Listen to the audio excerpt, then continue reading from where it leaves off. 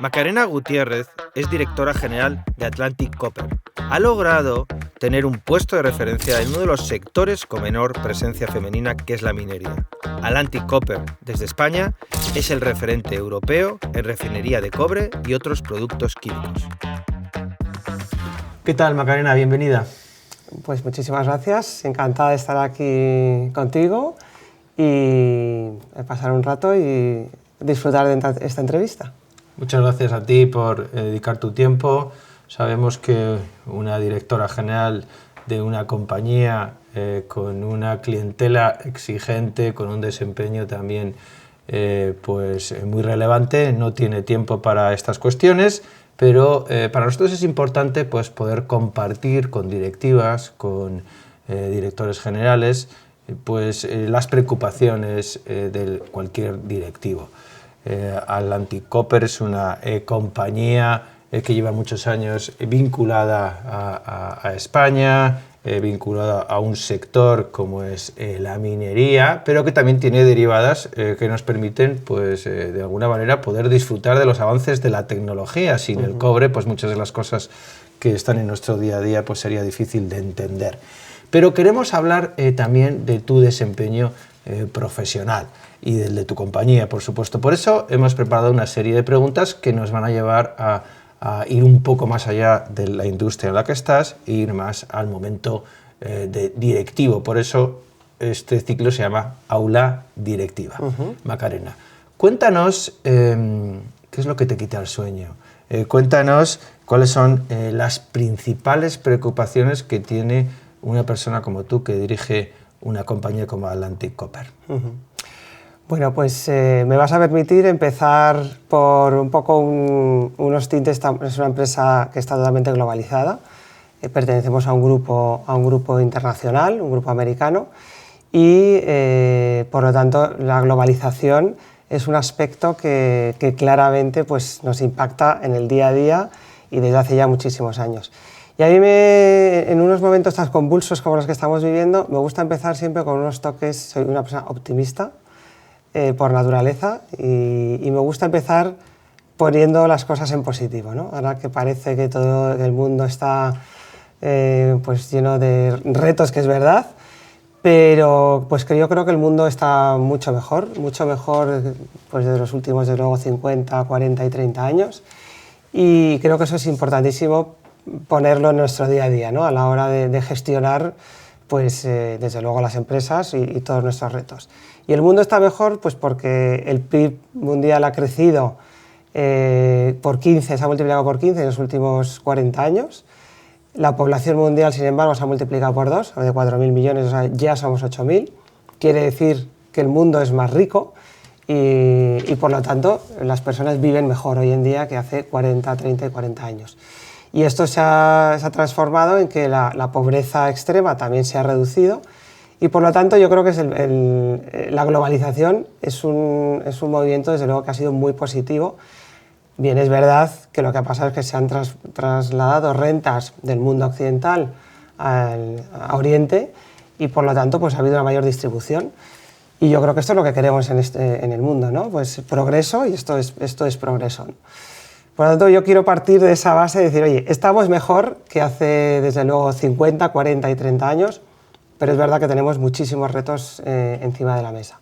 Y una compañía como la nuestra, donde se dedica a la minería, a la transformación en un producto como el cobre, que hoy en día, luego si quieres hablamos un poquito más, producimos mucho más metales que el cobre, pero por supuesto el principal es el cobre, se produce en una parte del mundo, se consume en la otra, y es un producto que viaja muy bien y por lo tanto llevamos conviviendo y evolucionando en la globalización, está en nuestro ADN, ¿no?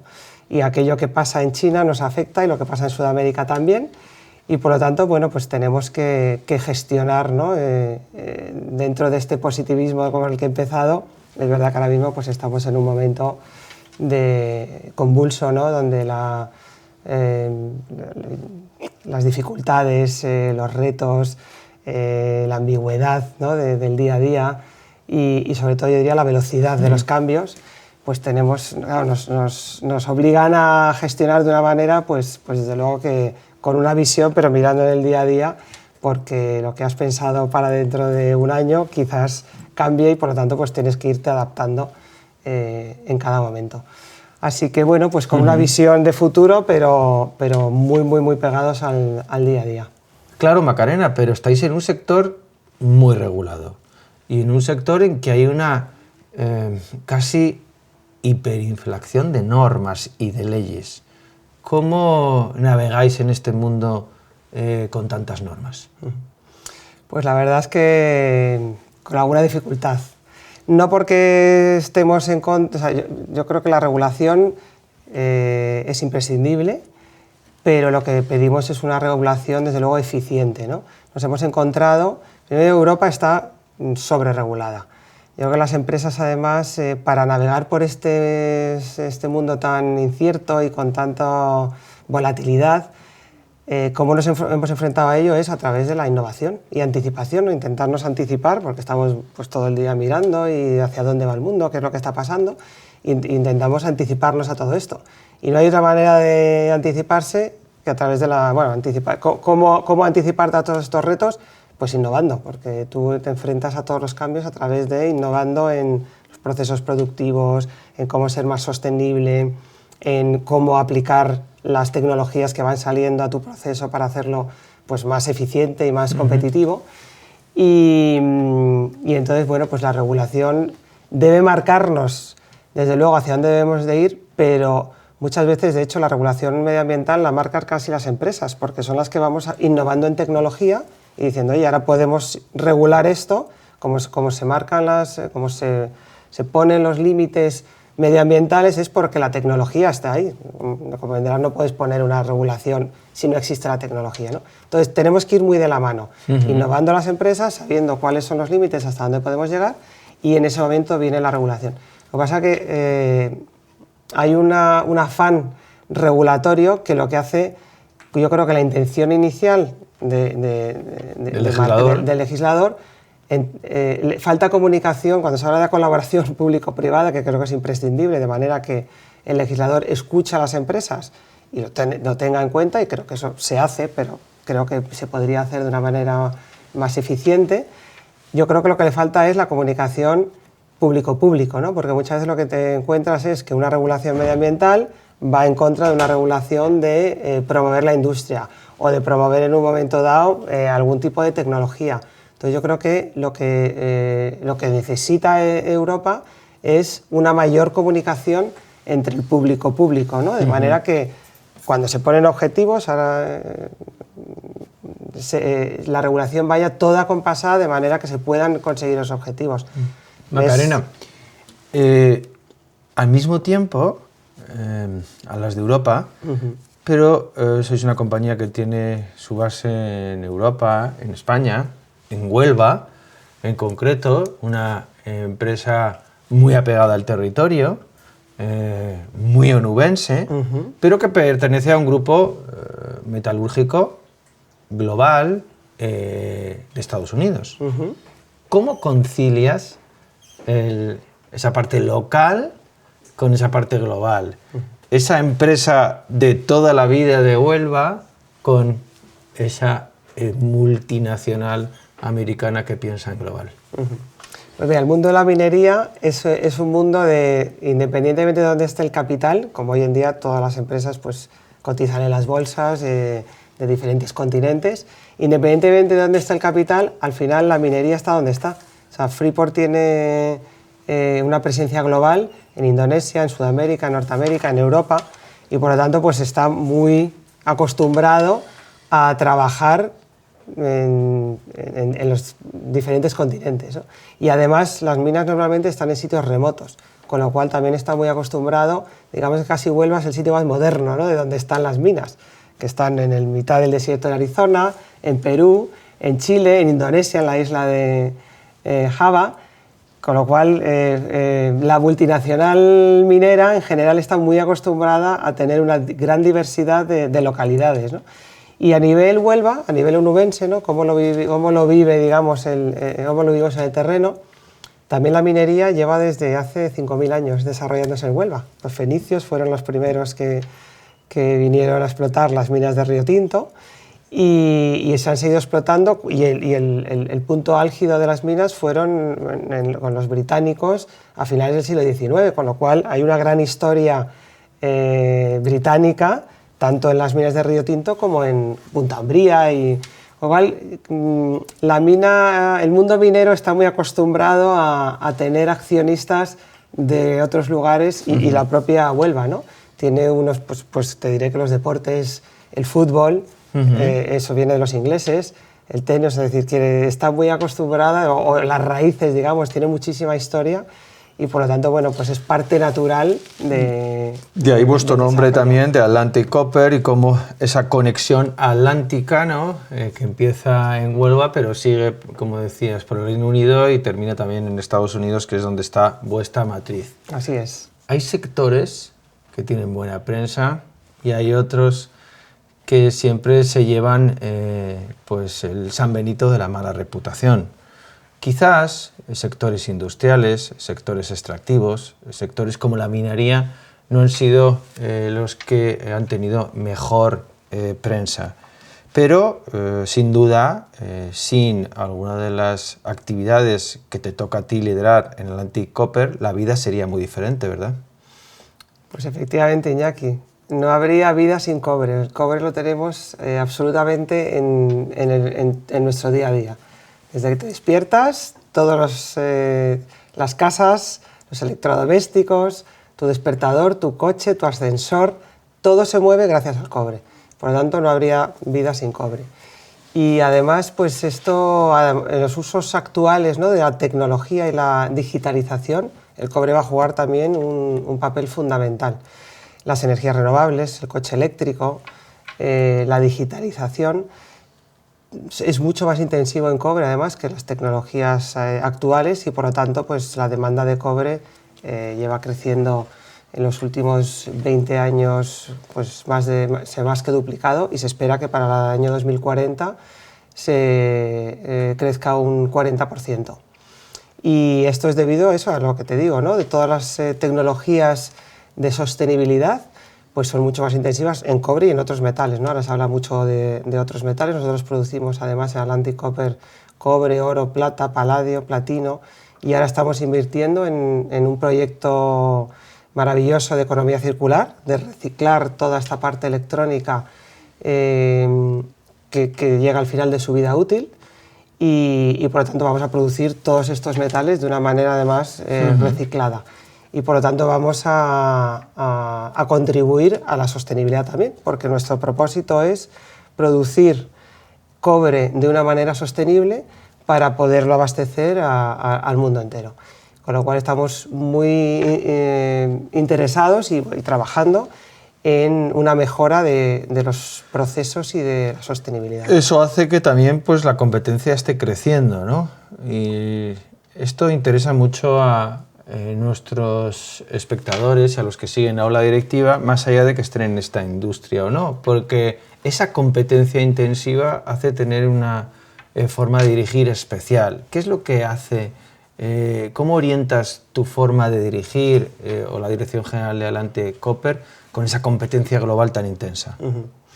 Pues mira, cuando las estrategias que hacíamos hace 15 años o 20, 15 años, vamos a decir, nuestra competencia era pues Europa, ¿no? Oye, las otras empresas que teníamos en Europa o en Estados Unidos. Poco a poco fuimos, en las siguientes estrategias, fuimos viendo pues, oye, que competimos también con Japón, con Corea, y desde hace 15 años nuestra gran competencia es China, donde se han instalado pues, todas las grandes industrias fundidoras, en este caso, de metalurgia del mundo de los metales. Y bueno, pues ¿cómo competimos? Nuestra estrategia actual, desde luego, hemos invertido muchísimo en sostenibilidad y en eficiencia energética. Somos líderes mundiales en eficiencia energética y eso es pues, gracias a haber innovado, como comentábamos al principio, porque no nos queda otra. Para competir tenemos que innovar en unos procesos más sostenibles por un lado y más eficientes y más competitivos. Y eso nos ha permitido ser líderes mundiales en eficiencia energética y en sostenibilidad. Y es la manera de competir. Al final el cobre se consume en el coche eléctrico, se consume en todos los aparatos eléctricos y electrónicos que tenemos, y cada vez más el consumidor final lo que exige es que tengan vamos a decir, una huella verde, una huella en carbono baja, y por lo tanto un cobre producido de una manera sostenible lo que nos da es una posibilidad de mercado mucho mayor que un cobre donde quizás no sabes de dónde viene y cómo se ha producido. Carena, precisamente la siguiente pregunta tiene que ver con algo similar. Y es que tú tienes la responsabilidad de una cuenta de resultados. Tú tienes que lidiar pues todos los meses con unos ingresos, con unos gastos. Tienes que estar muy pendiente, por tanto, de muchísimos indicadores cuantitativos, pero a la vez has desplegado una actividad social con la ayuda de la Fundación Atlantic Copper, pero también con tu posicionamiento personal, en el que has optado por un tema que avanza lentamente, que es el liderazgo femenino, en una disciplina como es los aspectos STEM. Y digo lentamente porque pues tenemos alegrías, pero también tenemos pues malas noticias, porque no siempre se avanzan las vocaciones tecnológicas. ¿Por qué has optado por esa línea de trabajo que te aleja, digamos, de lo cuantitativo y te lleva a algo más humano y algo mucho más personal, como es las vocaciones femeninas STEM? Pues mira, es que creo que las personas son el centro de las empresas, igual que somos el centro del mundo, ¿no? Y por lo tanto, pues no se puede gestionar de otra manera que poniendo a las personas en el centro de las estrategias. Una estrategia, no es fácil definir una buena estrategia, pero quizás con un buen equipo experimentado, pues definir una estrategia, digamos, es la parte inicial, desde luego, pero lo más difícil es la ejecución de la estrategia. El 80% de las estrategias se quedan en unos PowerPoint maravillosos, ¿no? Entonces, la ejecución eficiente y además llevada a cabo de una estrategia, tienes que alinear la organización a esa estrategia y, desde luego, poner al talento y a las personas adecuadas. Y eso quizás es lo más complejo, ¿no? Cómo analizas y además cambias la organización o adecuas la organización a ver cuáles son los pilares de cada una de la estrategia que estás ejecutando en ese momento, y luego el talento adecuado. Tú no puedes estar además permanentemente, las personas no son una cosa que puedes mover como un puzzle, ¿no? Entonces, bueno, pues tienes que ir permanentemente siguiendo cuál es el desempeño de las personas, cómo atraer talento a un sector como el nuestro, ¿no? Como hablábamos, y en eso pues está trabajando en los últimos años. Primero tienes que hacer atractivo el sector y segundo, hacer atractiva la empresa. Entonces, ¿cómo haces atractivo el sector? Lo primero que tienes que es transparencia, comunicación y darte a conocer. Nosotros hace ya, las empresas industriales, hasta hace 15 años estábamos muy metidas en nosotros mismos, ¿no? Los ingenieros desarrollaban muchas tecnologías, operábamos, pero como no era un producto que llegaba al consumidor final, pues no hacíamos nada por compartir lo que hacíamos con la sociedad y en general, ¿no? Nos dimos cuenta hace ya 15 años que eso teníamos que cambiarlo y es lo que hicimos. Por un lado nos abrimos en cuanto a la comunicación y por otro lado además creamos la fundación un poco para canalizar toda la acción social que ya veníamos haciendo, pero quizás darle forma, ¿no? Y en concreto la educación. ¿Por qué? Porque creemos que la igualdad de oportunidades pues es lo que de verdad nos hace iguales a todos. Entonces, que dar la oportunidad a aquellas personas con talento, pero que quizás pues, en unos ambientes desfavorecidos, pues eso ha sido la actividad principal de la Fundación, ¿no? Becas universitarias, dar a conocer el cobre a través también de concursos literarios, de programas de fotografía, de concursos de fotografía, y hay una educación medioambiental. Nuestro jardín es Marismas del Odiel, un paraje maravilloso que ha ido creciendo en biodiversidad, ¿no? Igual que al revés, que el gran reto está en el retroceso a la biodiversidad. Nosotros hemos logrado, oye, el paraje que tenemos enfrente bien porque las prácticas de la empresa, Sí. de las empresas, pues son cada vez mejores, y bien porque el paraje también pues, se ha invertido en que se conozca más, en reintroducir algunas especies pues, que se habían perdido. Flamencos que eran aves migratorias ahora ya anidan, ya hay 3.000 flamencos, 3.000 parejas de flamencos en el paraje, es un paraje maravilloso, y por lo tanto es una parte también de la actividad social de la compañía. Entonces, hacer las cosas, dar a conocer el cobre, la importancia que tiene el cobre en nuestro día a día por un lado, y luego la acción social, estando muy en contacto con la sociedad de Huelva y donde operamos, pues la verdad es que nos ha ayudado a tener eso, una reputación que además medimos, tanto interna como externa, y que la evolución desde luego ha sido muy positiva en los últimos años y nos está ayudando. Y en cuanto a las carreras STEM, pues ese es un gran reto, porque los estudios de ingeniería se han caído a la mitad en los últimos 10 años. En España hace 10 años se graduaba en 320.000, o había estudiando 320.000 ingenieros, ahora son 120.000. Mujeres, el 20% de esos son mujeres, ¿no? ¿Y por qué? Pues porque la sociedad es una sociedad de la rapidez, de la inmediatez, y pensar que tienen que estudiar más de 6-7 años, pues yo creo que esto les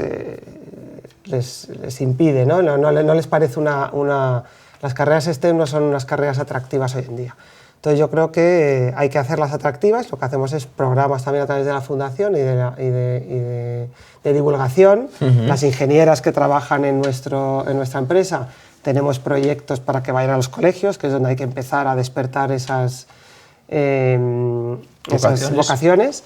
Y entonces lo hacemos también con un cómic, ¿no? Tenemos una chica que le llamamos Copper Girl, que va disfrazada como un cómic, y pues va contando a los alumnos qué es el cobre, cuáles son los retos, por qué el cobre va a ayudar a todos estos retos. Entonces es una manera de llegar a los chavales y chavalas, y luego hacemos una visita a la planta, que tenemos una especie de centro de interpretación en el cual también damos un repaso a cómo se produce, dónde se produce y cuáles son los usos del cobre. Bueno, entonces yo creo que todo esto nos ha ayudado o nos está ayudando a dar notoriedad a nuestra compañía y al sector.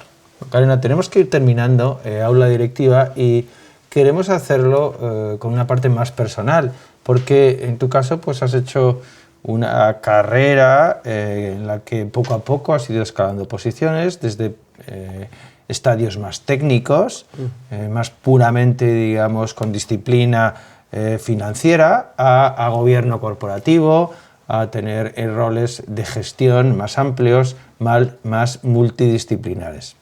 ¿Hay alguna persona, hay algún referente que te ha inspirado a lo largo de tu carrera? ¿Has sentido que tu carrera también, pues de alguna manera, estaba ayudada por algunas personas o por algunos elementos que te han permitido escalar? ¿Cuál es el secreto para llegar a ser directora general de una compañía?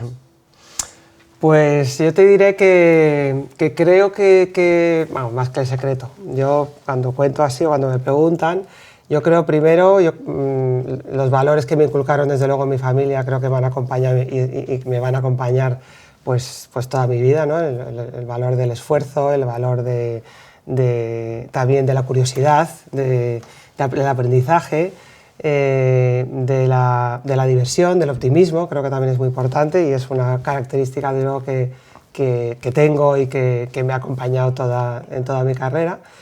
Eso, pues obviamente, son aspectos, digamos, más personales. Otro aspecto que creo que me marcó mucho fue mis primeros 4 años en Arthur Andersen, ¿no? Eso me acompaña un método de trabajo y luego un aprendizaje también, ¿no? Ten en cuenta cuando estás en estas compañías, el aprendizaje es brutal, ¿no? Cada 2 meses, digamos, estás en una empresa distinta, con un equipo distinto, con un jefe distinto y por lo tanto pues tienes un aprendizaje primero enorme en cuanto a forma sectorial y trabajar de una manera distinta dependiendo de quién es tu jefe en ese momento y luego la metodología de estas grandes consultoras que la verdad es que pues es maravillosa, ¿no? Y luego ya pues en mi carrera, como bien dices, primero más técnica desde el punto de vista, el área financiera es un área espléndida para aprender también, porque te permite ser el control, el planificador de una empresa, te tienes que meter en todos los ámbitos para hacer una buena planificación y una financiación acorde con ello, y además, oye, convencer a los financiadores o incluso a tus accionistas que deben invertir a ello, que deben financiar, ¿no? Por lo tanto, es un área en la cual el conocimiento de todas las áreas de negocio pues es muy importante. Pero sin duda un hito que para mí fue muy importante es cuando empecé a ser responsable también de la comunicación, y luego eso derivó en la parte de ESG, ¿no? ¿Por qué? Porque conocí una Atlantic Copper que creía que lo conocía todo, distinta, que era, oye, una Atlantic Copper más de las personas, una Atlantic Copper más del medio ambiente, esas áreas, digamos, más intangibles de la reputación, que claro, cuando lo que manejas son números, pues los dejas un poquito de lado. Y eso la verdad es que me permitió pues conocer eso, una Atlantic Copper mucho más diversa, ¿no? Mucho más, con un enriquecimiento pues enorme, ¿no? Y uniendo esas dos áreas, ¿no? Las finanzas con la ESG sobre todo, pues también además porque fuimos de las primeras empresas que tuvimos un rating de ESG, pues trabajando precisamente con la banca que estaba muy interesada en financiar proyectos que tuviesen un código de ESG, vamos, un rating de ESG, pues nos unimos, ¿no? Porque eso nos dio también una satisfacción cuando ha empezado a salir toda la parte de los objetivos de desarrollo sostenible o de la regulación de ESG. Nos hemos dado cuenta que nosotros todo eso lo veníamos haciendo. Lo que pasa es que no lo comunicábamos de la manera, digamos, tan visual como los objetivos de desarrollo sostenible o ahora todas las directivas de ESG. Ha sido cuestión de ponerlo en una matriz y decir, trabajamos en todos estos objetivos de desarrollo sostenible. Ahora trabajamos, de hecho, cuando nos propusimos hacer el rating, desde el primer año tuvimos un rating que nos posibilitó tener financiaciones sostenibles, financiaciones verdes.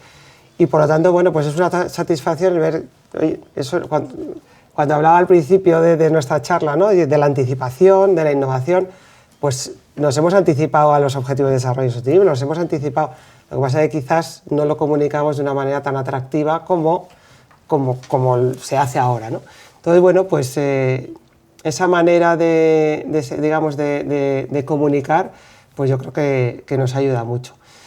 Y referentes, o casi diría yo, en este caso mi mentor, ¿no? en Atlantic Copper, pues ha sido el presidente Javier Targueta, que fue por un lado el que me contrató por allá con 27, 28 años, y ha sido la persona pues que por un lado mi referente, mi mentor, y me ha ido dando todas las oportunidades que he tenido a lo largo de mi carrera, y entiendo que yo he respondido a ellas. Y bueno, pues yo creo que para mí ha sido una persona pues muy importante desde luego en mi carrera. Y luego muchísimas mujeres, la verdad, que he ido conociendo a lo largo también de mi carrera, que han sido una fuente de inspiración, porque aquellas mujeres que han llegado desde luego a puestos directivos, de consejeras, pues son mujeres que todas ellas son unas cracks porque lo han tenido difícil. Entonces tengo muchísimas mujeres que han sido para mí una inspiración. Para nosotros eres un referente, y para todos los que están siguiendo Aula Directiva también, una auditora que ha sido capaz de tener esa versatilidad de trabajar para una multinacional, de llevar tareas de comunicación, pero antes financieras y finalmente labores de gestión, hasta de gobierno corporativo, y hacerlo en un sector importante para la economía, importante también para una economía local como es la de Huelva, pero imprescindible en el momento que vivimos geopolítico mundial y de la economía. Muchísimas gracias, ha sido un honor entrevistarte en Aula Directiva, Macarena. Muchísimas gracias, Iñaki, y ha sido un placer para mí compartir contigo esta charla. Hasta pronto. Hasta pronto.